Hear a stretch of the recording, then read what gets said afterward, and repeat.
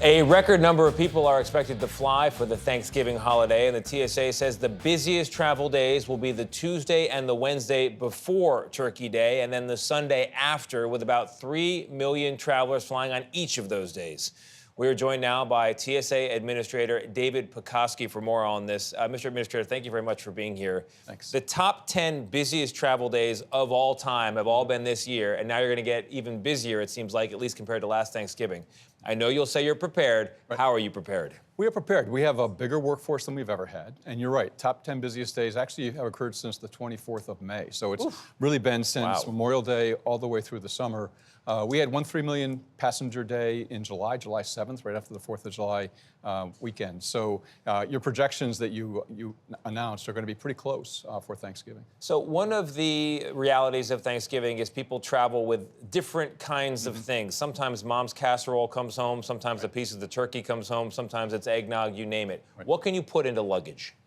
You can bring into carry-on luggage. The thing I would do as a passenger is just go on TSA.gov, and there's a section that says, what can I bring? And you can actually type in what you have, and it will tell you whether you can bring it through the checkpoint or whether you can put it in your checked baggage. The other thing passengers can do is just text Ask TSA, ASK TSA, and ask that question, and we'll give a reply back pretty quickly. We are at an inflection point in our government. There's a lot of change, a lot of turnover. You're supposed to be in this role until 2027, right. I believe. Do you anticipate staying in the role under the new Trump administration? Yeah, I hope to stay. I love the role. I think it's important for continuity in TSA to run the second term to its conclusion. And we're doing a lot of improvements in TSA. We've made a lot of technology investment.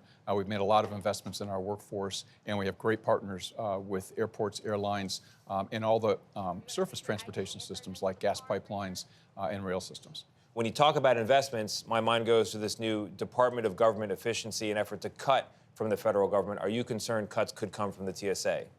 I hope cuts don't come to the TSA because we think we're underinvested right now. I'll give you an example. The new X-ray systems we have are called computed tomography or CT X-ray systems. They're the most advanced X-ray systems in the world for the work that we do. We won't complete that acquisition across all 433 airports in the United States until 2042. So a cut in investment will just drag that timeline out further. In this new transition period to the new administration, we now know that the nominee for the Department of Homeland Security, which TSA is part of, is going to be Kristi Noem. How are you assisting her as she prepares for the role? We have been working for the past several months on preparing issue papers, all the agencies within DHS and really across the government. So when a nominee is announced and when the transition begins formally, we share those transition papers, and there's a whole series of briefings that occur before the inauguration. So we're looking forward to helping assist in that process.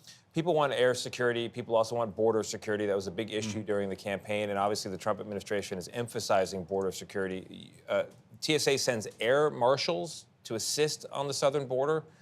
How are you able to do that and take care of people in the air?